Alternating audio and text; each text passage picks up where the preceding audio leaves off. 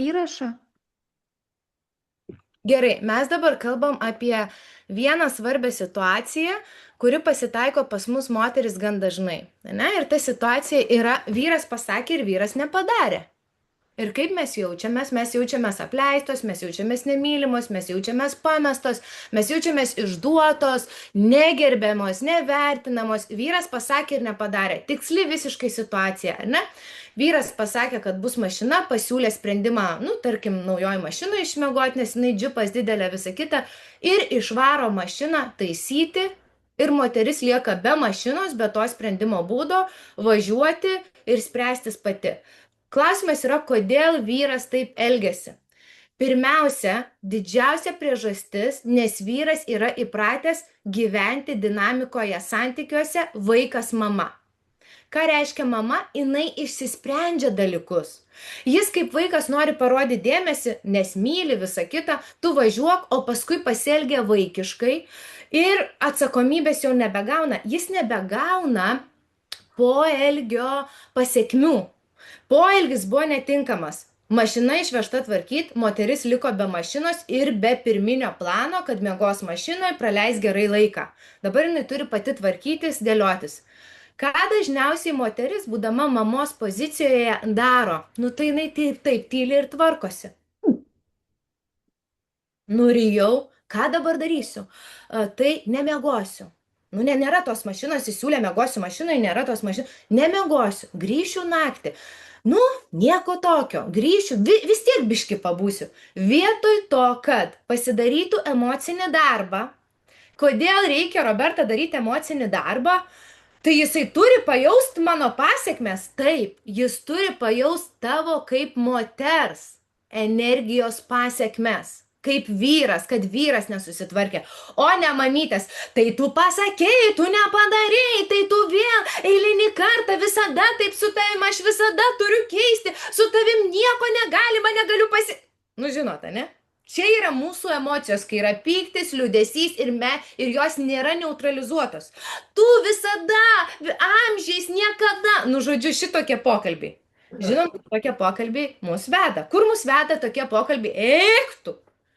Psichė, beprotė, vėl tau, ne? Tai šitie pokalbiai mus veda į dar didesnį atsiskyrimą, dar didesnę tarpusavio prarąją. Ką mums reikėtų daryti kitaip? Pasidariau emocinį darbą, ne, ką pasakojai pavyzdžiui pati, tai išlikai rami visą kitą, bet išsisprendai. Kas yra svarbiausia pasidaryti, ar ne? Emocinį darbą pasidarau ir ateinu jau penktadienį arba ketvirtadienį, nes jis pasakė, kad išveža mašiną. Tu pasijautei nesaugi. Ir ką tu darai? Atsitraukiai, nieko nedarai, pradedi pati spręsti kaip mama. Vietoj to, kad eitum kaip moteris į kontaktą, tu išveži mašiną, palauk, bet nieks nesikeičia, ne? Nes tu sakei ir man patarei, aš tokį planą ir palikau. Aš važiuoju su ta nauja mašina, aš miegu mašinoje ir turiu, žodžiu, visą savaitgalį tenai. Nieks nesikeičia, taip, netgi ta prasme. Ir jūs taip, tu nekaltini, tu kaip moteris pasiklausi vyro. Nieks meilė nesikeičia, taip? Nu, ta prasme, aš jaučiuosi saugi, nes tu pasiūlei sprendimą, aš jo laikausi ir aš važiuoju kaip sutarta. Ir tada tyla, nes neaišku, ar ten bus ta mašina, nebus. Bet jeigu jis sako, tipo, ne, nes, žinai, mašinos nebebus, visa kita, viskas yra tvarkoj pasakyti, nu tai blemba, tai ką man dabar daryti? Tai kaip tada spręs šitą reikalą, žinai, tai ką daryti? Aš taip norėjau, aš norėjau ten pabūt, žinai, aš jau susiplanavau, kad ir vakarą pabūsiu, ir kad pabūsiu iš ryto, žinai, kad nueisiu, nu, geras oras, viską. Tai ką siūlai dabar daryti, žinai, kaip išspręsti tą situaciją? Atiduok jam. Atiduok jam. Ir neslėpk savo emocijų, kad nublemba aš liūdna, žinai, nu aš norėjau, aš noriu ten nuvažiuoti, žinai, kaip šitą, atiduok jam sprendimo būdą. Ir lauk, atidaryk erdvę. jam bus nepatogu, jis gali pradėti nervuotis, nes jam iš vaiko reikia pereiti į ką? Į vyro energetiką. Prisimti atsakomybę, išspręsti susikloščiusią situaciją, išbūti su moters emocijom, išbūti su savo emocijom, pereiti, ne, nes nepatogu, rimtai, kokia čia kvailystė gaunasi dabar, žinai.